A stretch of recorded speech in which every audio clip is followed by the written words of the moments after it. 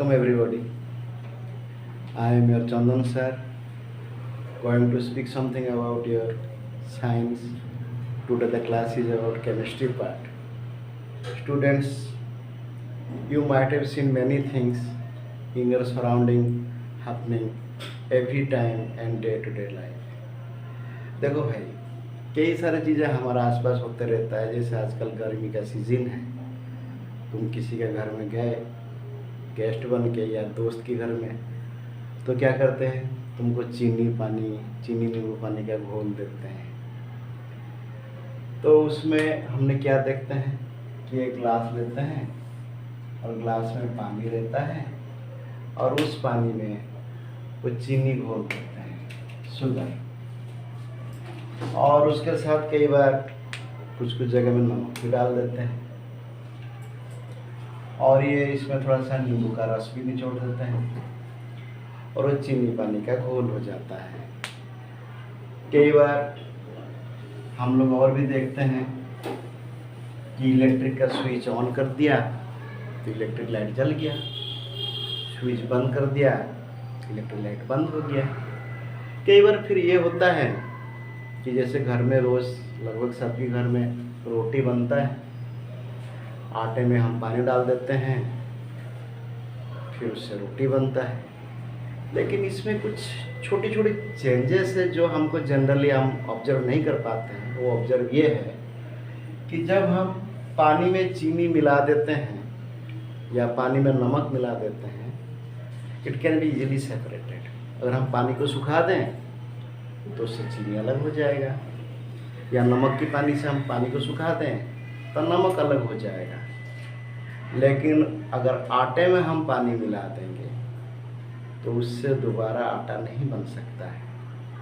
यानी कि क्या हुआ क्या, ये जो चेंजेस हुआ क्या हुआ, ये चेंजेस ये हुआ, कुछ चेंज ऐसे होते हैं जो कि टेम्पररी चेंज है और कुछ चेंज ऐसे होते हैं जो कि परमानेंट चेंज है। कुछ चेंज ऐसे होते हैं जिसके इफेक्ट से वो चेंज हुआ है, अगर वो इफेक्ट हट जाता है, वो जो चेंज हुआ था वो भी हट जाता है, वो पुरानी अवस्था में आ जाता है।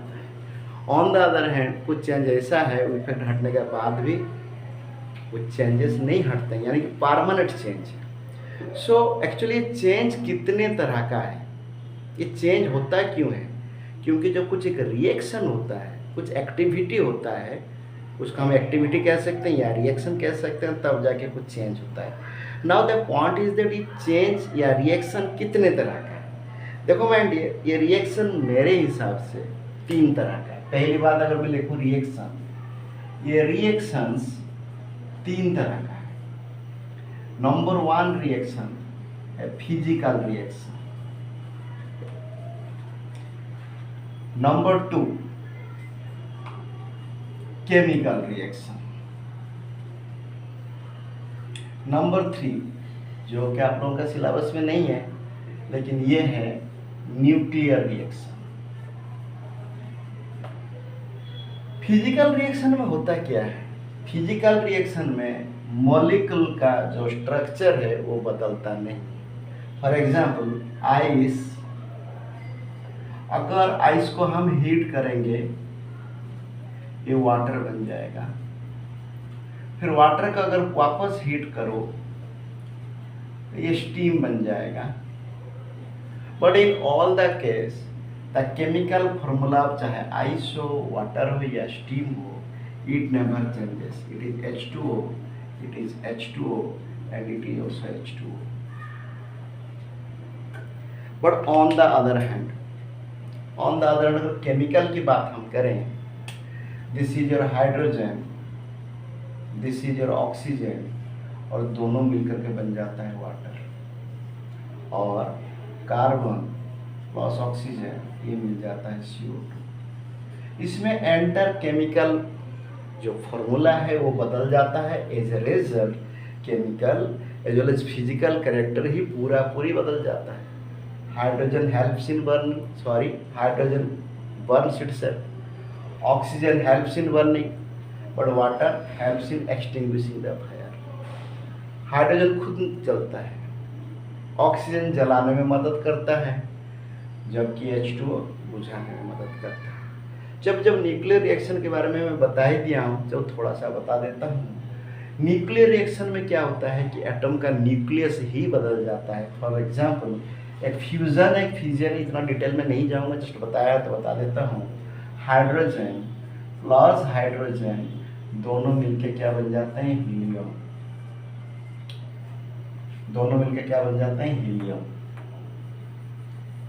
ये रिएक्शन जो है हमारा सन में होता है, जिसके चलते हमको एनर्जी मिलता है। जबकि ये क्लास 10 के चैप्टर में नहीं है, इसलिए मैं फिलहाल इसको नहीं बताने जा रहा हूँ। So today my topic is basically related with physical and chemical reaction. So physical reaction हमको क्या पता चल गया कि भाई हमारा मॉलिक्यूलर स्ट्रक्चर जो है फिजिकल रिएक्शन में बदलता नहीं है, और ये टेम्पररी होता है। जैसे आइस को हीट करो तो वाटर होता है, वाटर को हीट करो तो स्टीम होता है, वापस स्टीम को ठंडा कर देंगे तो वापस वाटर हो जाएगा, और वाटर को फिर ठंडा कर देंगे तो आइस हो जाएगा। ये हमारा फिजिकल रिएक्शन। सो अब हम जानने को कोशिश करेंगे व्हाट इज केमिकल रिएक्शन। देखो माय डियर, केमिकल रिएक्शन का हम डिटेल में आज हम चर्चा करेंगे कि केमिकल रिएक्शन किसको कहते हैं, केमिकल रिएक्शन कितने तरह का होते हैं, केमिकल रिएक्शन को हम मैथमेटिकली कैसे रिप्रेजेंट करेंगे, और उसमें कुछ बैलेंसिंग वगैरह आता है, देखते हैं एक के बाद एक। सबसे पहले केमिकल रिएक्शन।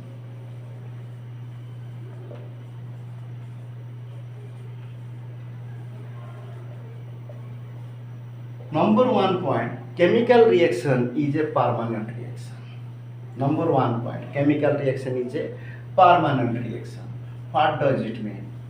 मान लो जिसके चलते केमिकल रिएक्शन हुआ वो इफेक्ट अगर हट भी गया तो भी वो रिवर्सेबल नहीं है। For example, if I burn a piece of paper, एक बार कागज जल गया, राख बन गया, कितने भी कोशिश कर लो दोबारा कागज नहीं बनेगा। एक बार जैसे फैक्ट्री में या घरों में अगर कोयला को हमने जला दिया, एक बार कोयला जल गया, वो दोबारा वापस कोयला कभी नहीं बनेगा, तो ये परमानेंट है। नंबर 2, इसमें होता क्या है, इसमें मॉलिक्यूलर स्ट्रक्चर जो है बदल जाता है। मॉलिक्यूलर स्ट्रक्चर चेंजेस, चाहो तो आप इसको नोट कर सकते हैं, मॉलिक्यूलर स्ट्रक्चर चेंजेस। नंबर 3, इसमें क्या होता है, एनर्जी इन्वॉल्व होता है। एनर्जी इन्वॉल्व मतलब आइदर एनर्जी निकलता है और ये एनर्जी एब्जॉर्ब करता है।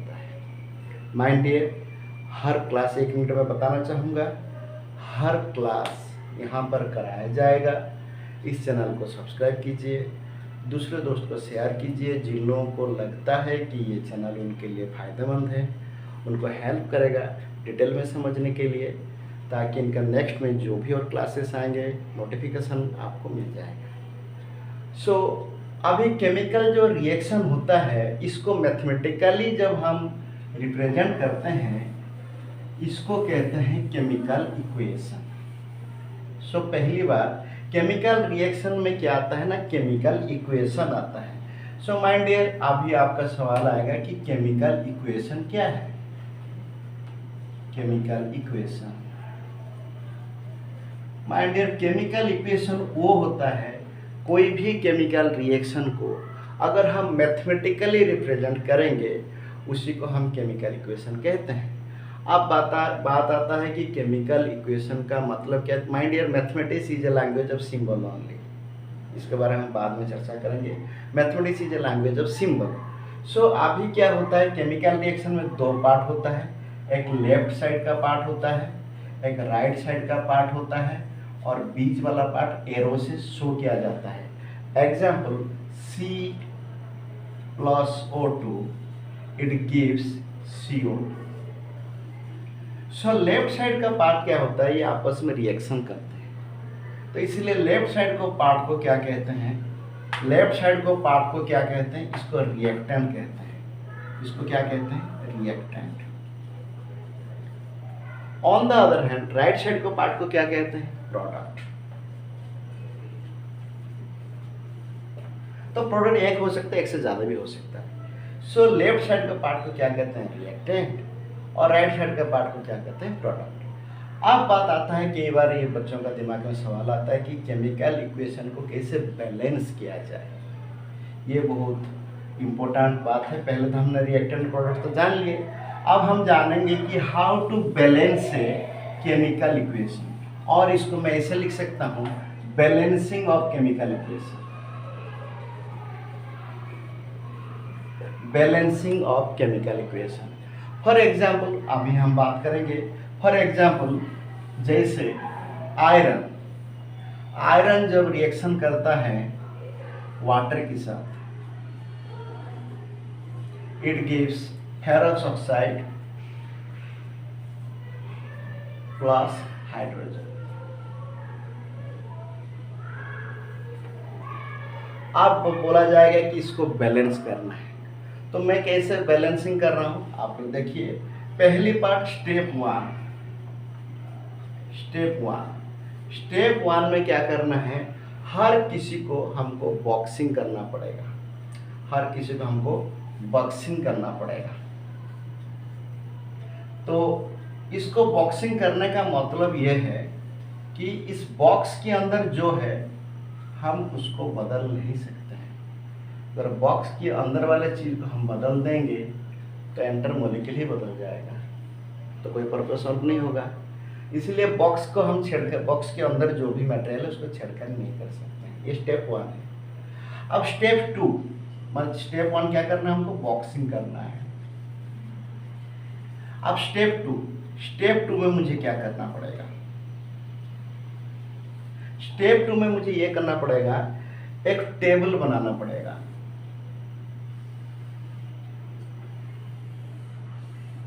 एक टेबल बनाना पड़ेगा। इस टेबल में पहले लिखना पड़ेगा यहां पर एलिमेंट्स कौन कौन सी भाग ले रहे हैं, इसमें एलिमेंट्स कौन कौन सी भाग ले रहे हैं उसको लिखना पड़ेगा।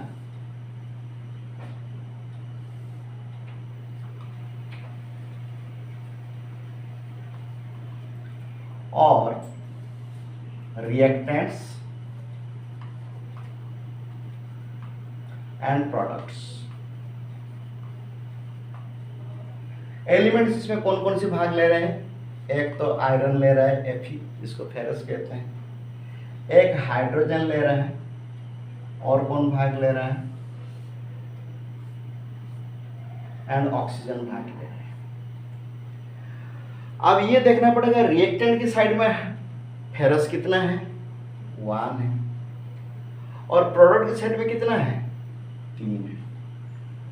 रिएक्टेंट की साइड में ऑक्सीजन कितना है, 1 है। प्रोडक्ट की साइड में ऑक्सीजन कितना है, 4 है। रिएक्टेंट की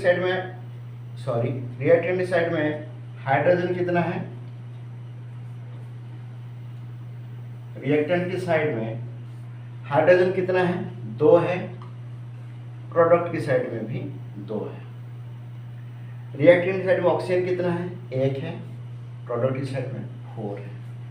अब हमको ऑब्जर्व करना पड़ेगा कि सबसे ज़्यादा डिफरेंस कहाँ पर हो रहा है। सबसे ज़्यादा जो डिफरेंस है, इस टेबल को शायद दिखाई नहीं दे रहा, मैं दोबारा इसको ऊपर करके दिखाता हूँ। इस टेबल को मैं दोबारा ऊपर करके दिखाता हूँ। सबसे पहले मुझे एक बॉक्स बनाना पड़ेगा।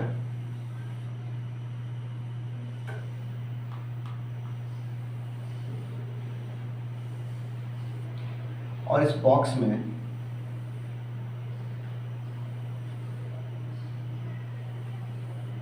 मुझे इधर लिखना पड़ेगा एलिमेंट्स, जो जो एलिमेंट्स इसमें भाग ले रहे हैं। इसमें लिखना पड़ेगा रिएक्टेंट्स, और इसमें लिखना पड़ेगा प्रोडक्ट्स। एलिमेंट्स इसमें कौन कौन है, iron, hydrogen and oxygen. Reactant में आयरन कितना है, 1 है। प्रोडक्ट में कितना है, 3 है। रिएक्टेंट में हाइड्रोजन कितना है, 2 है। प्रोडक्ट में कितना है, 2 है। रिएक्टेंट में ऑक्सीजन कितना है, 1 है। प्रोडक्ट में कितना है, 4 है।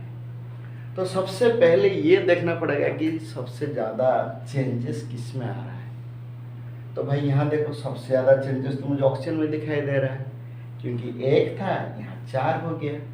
तो सबसे पहले हमको इसको बैलेंस करना पड़ेगा, जो सबसे ज़्यादा माइंडेड, सबसे ज़्यादा जो चेंज है सबसे पहले उसको बैलेंस करना पड़ेगा।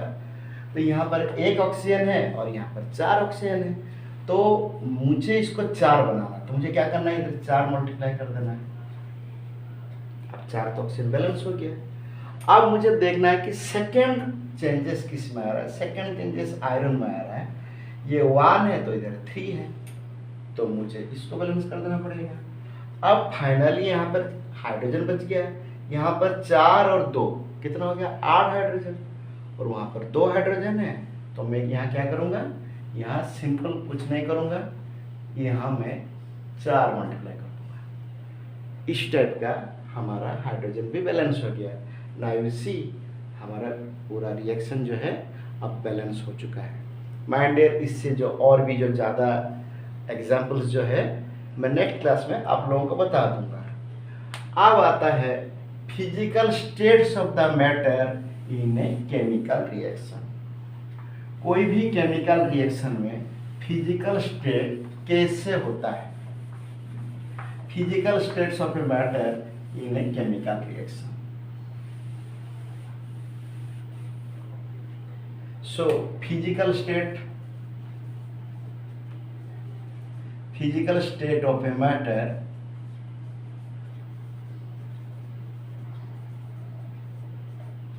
in a chemical reaction.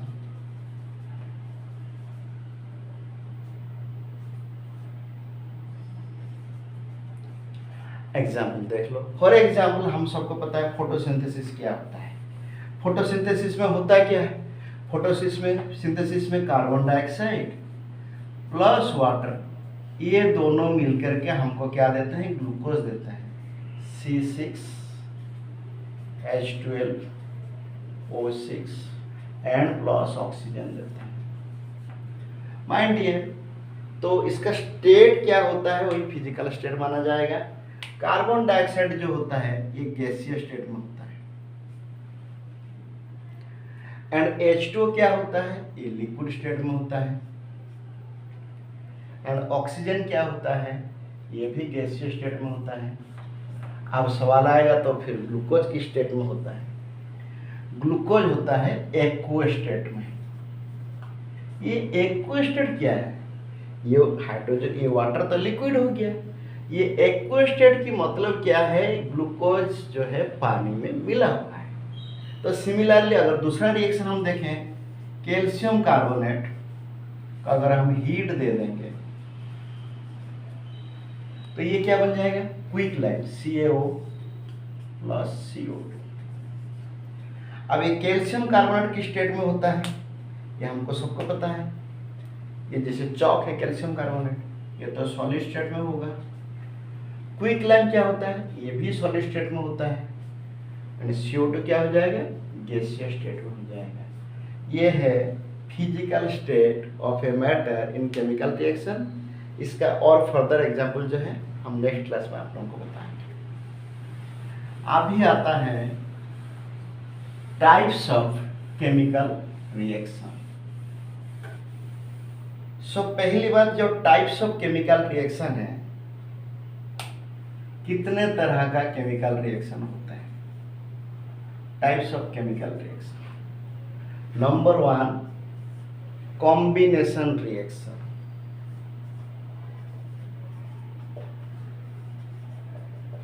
इसको सिंथेसिस रिएक्शन भी कहते हैं।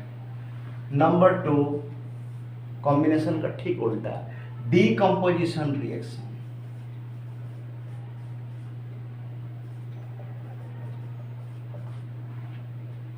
Number 3 displacement reaction.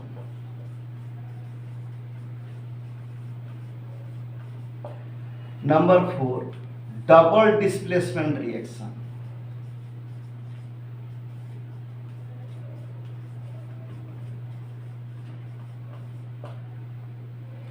Number 5 oxidation reaction.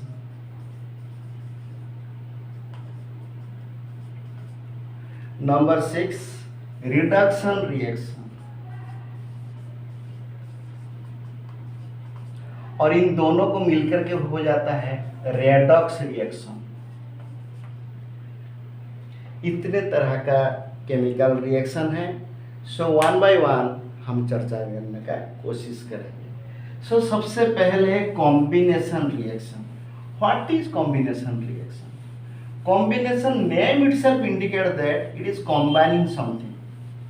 That means at least two या उससे ज़्यादा, मिनिमम 2 या उससे ज़्यादा मैटर कंबाइन होकर के अगर और कोई नया मैटर बनाते हैं तो उसको कहते हैं combination reaction. For example C+O it gives CO2। You see carbon and oxygen मिलकर के CO2 बनाते हैं, इसको कॉम्बिनेशन रिएक्शन कहते हैं। और भी एग्जाम्पल है हाइड्रोजन प्लस वाटर, इस मिलकर के H2 बना। मैं बैलेंसिंग अभी नहीं कर रहा हूँ, जो समझाने के लिए बोल रहा हूँ। तो ये हो गया हमारा combination reaction. So you can note down what is combination reaction? The chemical reaction in which at least 2, इससे ज़्यादा भी हो सकता है, 2 or more elements combine with each other to form a new element or new matter is known as combination reaction. अब आता है decomposition reaction. मैं इंट्रोडक्शन में बोला था डिकम्पोजिशन रिएक्शन जो होता है जस्ट इसका उल्टा होता है। डिकम्पोजिशन रिएक्शन, सो डिकम्पोजिशन रिएक्शन उल्टा कैसे होता है? यहाँ पर एक बिगर मॉलिक्यूल, बड़ा सा मॉलिक्यूल टूट करके छोटे छोटे मॉलिक्यूल में कन्वर्ट हो जाएंगे। For example calcium carbonate, limestone, marble, chalk, ये सारे कैल्शियम कार्बोनेट होते हैं। इसको अगर हम हीटअप करेंगे, हीट दे देंगे, इसको गर्म कर देंगे, तो क्या निकलेगा? CaO। इसको क्विक लाइम भी कहते हैं, CaO प्लस CO2। माइंड ये इसमें क्या हुआ, एक बड़ा मॉलिक्यूल टूट करके छोटे छोटे 2 मॉलिक्यूल में कन्वर्ट हो गए, तो इसको क्या कहते हैं? डिकम्पोज हो गया। डिकम्पोज होने का मतलब क्या है? बड़ा चीज टूट करके छोटे छोटे हो जाना, तो इसको हम क्या कहते हैं? Decomposition reaction. अब आता है डिस्प्लेसमेंट रिएक्शन। अब ये डिस्प्लेसमेंट होता है क्या है? डिस्प्लेसमेंट रिएक्शन, डिस्प्लेसमेंट रिएक्शन ये होता है कोई एक ज्यादा पावरफुल एलिमेंट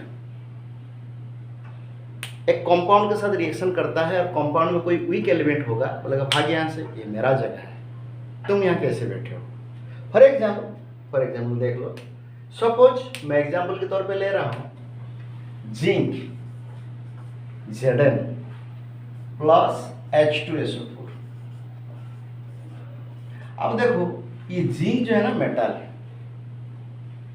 और हाइड्रोजन जो गैस है, ये बोलता है भाई मैं मेटल हूं, मैं तुमसे ज्यादा पावरफुल हूं, मुझे सल्फेट चाहिए। तो ये क्या करता है, ज्यादा ताकतवर होने के कारण इसमें हाइड्रोजन को मारता किक और खुद SO4 को लेकर के बैठ जाता है, ZnSO4 प्लस H2। और H2 बेचारा गैस है, ऊपर बुदबुद होकर निकल जाता है। तो इसका भी एक्सपेरिमेंट जैसे स्कूल वगैरह में करते हैं, टीचर करके दिखाते हैं, लेकिन सावधान, इसको सावधानी से करना पड़ता है, क्योंकि जो H2SO4 है ये एक्वस में रिएक्शन होता है। जैसे अगर हम स्टेट बताएंगे तो it will be solid, it will be aqueous, क्योंकि ये डाइल्यूट H2SO4 के साथ रिएक्शन करते हैं। ZnSO4 will be solid and it will be gas. दूसरा एक एग्जाम्पल है जैसे कॉपर सल्फेट। कॉपर सल्फेट का जो क्रिस्टल होते हैं ब्लू कलर के होते हैं, अगर पानी में डाल दोगे ना तो ब्लू कलर की एक सॉल्यूशन मिलेगा। तो कॉपर सल्फेट सॉल्यूशन को मान लो एक ग्लास में ले लिए, मान लो कॉपर सल्फेट सॉल्यूशन का ग्लास में इसे ले लिए और ग्लास में कॉपर सल्फेट सॉल्यूशन है, इसमें मान लो आप क्या करोगे, एक लोहे का कील डाल दोगे, नेल ऑफ एन आयरन। थोड़ी देर के बाद आपको क्या मिलेगा पता है, थोड़ी देर के बाद ये दिखा जाएगा जो ये ब्लू कलर की सॉल्यूशन था वो कलरलेस हो चुका है, और ये जो आयरन की नेल था, हिंदी में कील जिसको कहते हैं, इसका ऊपर क्या हो गया है, कॉपर की कोटिंग बैठ गया होगा इस नेल के ऊपर, और ये जो सॉल्यूशन है ये कलरलेस हो चुका है। ऐसे क्यों हुआ? It is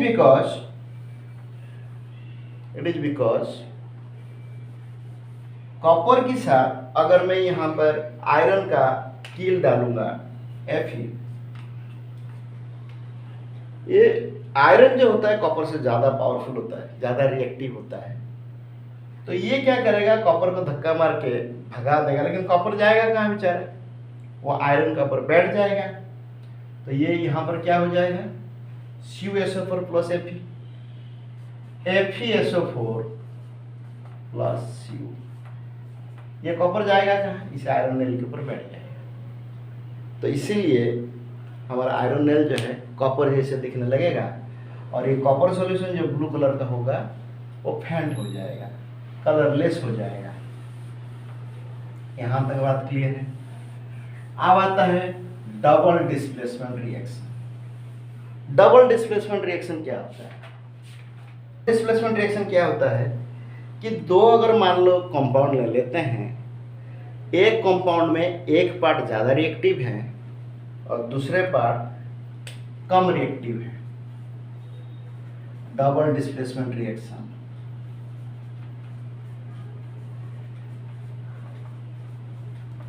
double displacement reaction में क्या होता है, कोई एक कंपाउंड है, फॉर एग्जांपल Na2SO4, और दूसरा कंपाउंड है BaCl2, बेरियम क्लोराइड, दूसरा है बेरियम क्लोराइड, और ये दोनों को हमने एक्वस लिया है। एक्वस मतलब पानी में। अब देखो सोडियम जो है सल्फेट से ज्यादा पावरफुल है बेरियम से, तो ये सोडियम क्या करेगा, यहाँ बेरियम को हटा करके खुद बैठ जाएगा। क्या बैठ जाएगा, वो सोडियम क्लोराइड बन जाएगा NaCl, और बेरियम बेचारा सल्फेट के साथ बैठना पड़ेगा, बैलेंस कर देगा तो 2NaCl हो जाएगा। तो इसीलिए क्या हुआ, sodium is more reactive than barium, तो सोडियम ने बेरियम को मारा किक, बोले यहाँ भाग यहाँ से, तो ये बेरियम बैठ गया सल्फेट को लेकर के, और सोडियम अपना क्लोरीन के साथ बैठ गया। तो यहाँ पे देखो डिस्प्लेसमेंट डबल हो गया, सोडियम बेरियम को डिस्प्लेस किया एंड क्लोरीन और सल्फेट के बीच में आपस में डिस्प्लेसमेंट हो गया, इसलिए इसको डबल डिस्प्लेसमेंट रिएक्शन कहते हैं। यहाँ तक तो बात समझ में आ गया होगा। अब आता है oxidation reaction. Oxidation, name itself indicates that oxygen addition. Oxidation reaction, name itself indicate that oxygen, मेरे हिसाब से मैं तो ऐसे ही बोलूंगा ऑक्सीडेशन।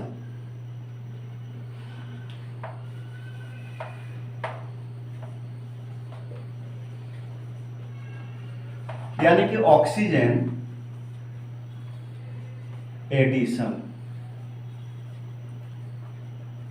ऑक्सीडेशन रिएक्शन, इसका पहले भी जिसका हम एग्जांपल देते हैं, जैसे carbon plus oxygen it gives CO2, तो कार्बन में ऑक्सीजन ऐड हो गया तो कार्बन ऑक्सीडेशन हो गया, ऑक्सीजन ऐड हो गया कार्बन में, यानी कि H2 plus O it gives H2O। ये भी हमारा ऑक्सीडेशन रिएक्शन है, इसको चाहे तो बैलेंस कर सकते हो, ये ऑक्सीडेशन रिएक्शन है। समझ में आ गया। अब आता है रिडक्शन रिएक्शन। रिडक्शन रिएक्शन की मतलब क्या होता है, ऑक्सीडेशन का जस्ट उल्टा है। ऑक्सीडेशन में ऑक्सीजन ऐड हुआ और रिडक्शन में ऑक्सीजन छूट जाएगा। रिडक्शन में क्या होता है, इसमें कोई कंपाउंड अगर ऑक्सीजन लूज करता है तो उसको हम रिडक्शन बोलेंगे। For example suppose copper oxide हमने ले लिया, कॉपर ऑक्साइड का पर अगर हमने हाइड्रोजन को ब्लो करेंगे, हॉट हाइड्रोजन को, तो ये क्या हो जाएगा, कॉपर बच जाएगा प्लस H2O बन जाएगा। यहाँ पे देखिए कॉपर ऑक्साइड जो है इट गॉट रिड्यूस्ड, क्यों, क्योंकि इसने ऑक्सीजन हरा लिया, and at the same time hydrogen got the oxygen back, hydrogen को ऑक्सीजन मिल गया, तो ये क्या हो गया, हाइड्रोजन ये ऑक्सीडाइज हो गया। समझ में आया? इसीलिए दोनों को मिलकर के क्या होता है, redox reaction.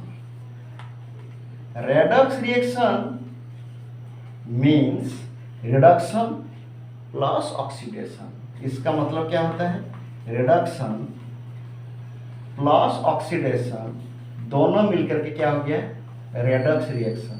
Mind it, without reduction, without oxidation, without oxidation reduction possible नहीं। भाई रिडक्शन की मतलब क्या है, it will give the oxygen, but जब तक कोई ऑक्सीजन ले नहीं रहा है तो देगा किसको, तो इस कारण से reduction is not possible unless until oxygen takes place. That's why this is known as your redox reaction. I think this much is clear. Next होता है corrosion. What is corrosion? Next होता है क्या, कोरोजन। कोरोजन क्या होता है, corrosion एक chemical reaction होता है। कोरोजन एक केमिकल रिएक्शन होता है। कोरोजन होता क्या है कि कोई भी मेटल के एलिमेंट, चाहे खाली मेटल हो या मेटल का बना हुआ कोई मटेरियल हो, when it is present in an environment and the other material available in the environment reacts with that metal and that metal element gets deteriorated, नष्ट हो जाता है, that process is known as corrosion। थोड़ा सा उटपटांग सा लग रहा होगा। Suppose you are having some metal utensil, you are having some metal utensil, and if it is in water, and if this metal utensil is in water, understood? Please मेरा drawing का पर मत जाओ, don't be artistic, it is just informative. Suppose this is made up of any metal utensil and it is inside water. So water में तो केवल water नहीं है ना, you know oxygen is also capable of dissolve in water. So इस water में oxygen भी होगा और कोई सॉल्ट भी हो सकता है, और gradually they will start attacking the metal utensil. As a result metal utensil धीरे धीरे खराब होने लगेगा, धीरे धीरे उससे मेटल नष्ट होने लगेगा, it will get deteriorated. This process is known as corrosion. Hindi में हम जिसको बोलते हैं जंग लग जाता है। लोहे के आइटम में जंग लगता है ना भाई, तो जंग जो है जब तक वो ड्राई होगा तब तक नहीं लगेगा। जंग तभी लगता है when the atmosphere is moist, यानी कि उसमें वाटर वेपर प्रेजेंट हो, तभी जाके जंग लगता है। ड्राई क्लाइमेट में जंग नहीं लगेगा। यानी कि what is corrosion? Corrosion is a process, दोबारा बता रहा हूँ, corrosion is a process when any metallic material or metal itself present in an environment, the matter present in the environment attacks the metal to get it deteriorated। यानी कि कोई metal, खुद metal या metal का बना हुआ कोई चीज़ अगर कोई इसे एनवायरनमेंट में प्रेजेंट है और वो एनवायरनमेंट में जो चीज़ें प्रेजेंट है उस मेटल को अगर डैमेज करते हैं, उसी को कहते हैं कोरोजन। तो इस कोरोजन का रोकने का क्या तरीका है? कोरोजन को रोकने का क्या तरीका है? Prevention of corrosion.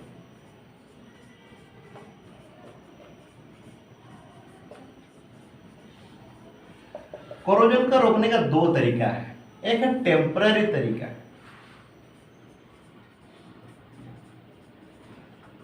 दूसरा है परमानेंट तरीका।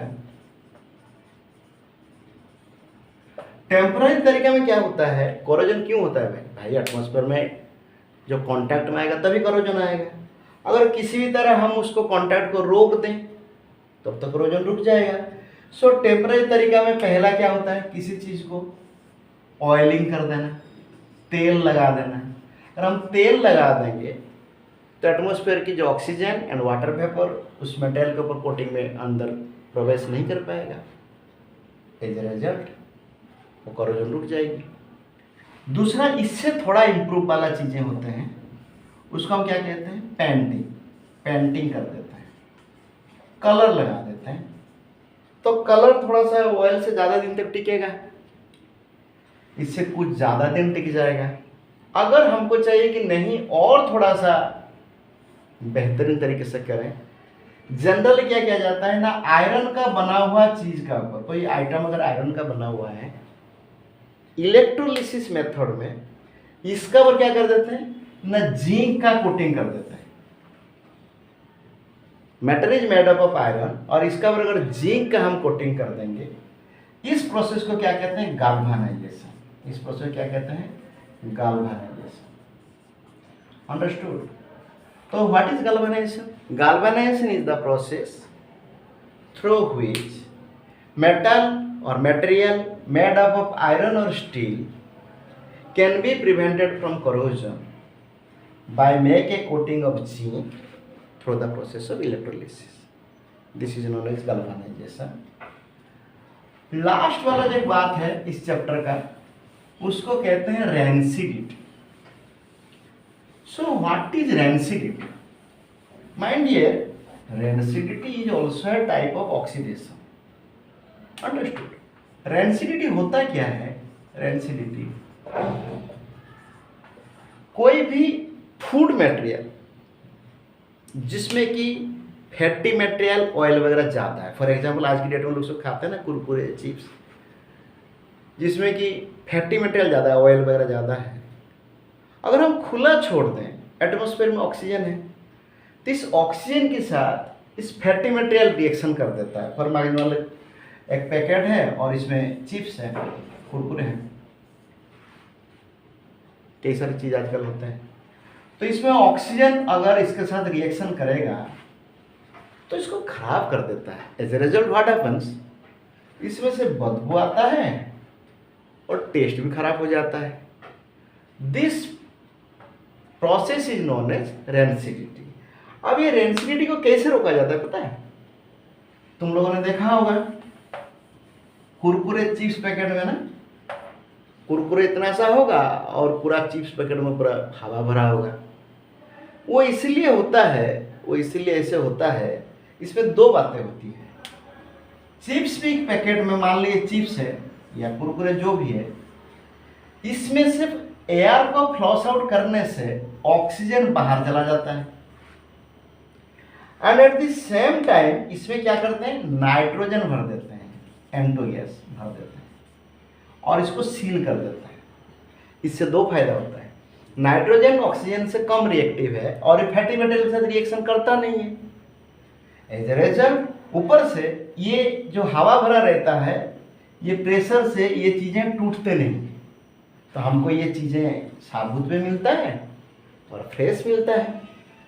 तो एज ए रिजल्ट इस प्रोसेस को हम क्या कहते हैं, नाइट्रोजन फ्लशिंग करके जो हम पैकिंग करते हैं, इससे क्या होता है, हमारा रेंसिडिटी रुक जाता है। आई होप मेरा क्लास आप लोगों का अच्छा लगा होगा। चैनल को सब्सक्राइब कीजिए, लाइक कीजिए, अपने दोस्तों में शेयर कीजिए। इसमें देखिए एक पैसा नहीं लगेगा, एंड मेरा चैनल में सबको फ्री में क्लास मिलेगा। Those people who are not able to get a good class or they are not able to pay for the amount, they can have my class freely. Just subscribe the channel so that next time बहुत जल्दी next chapter का class भी आएगा, physics का, bio का, ताकि आप सब लोगों को फ़ायदा मिलेगा। Best of luck.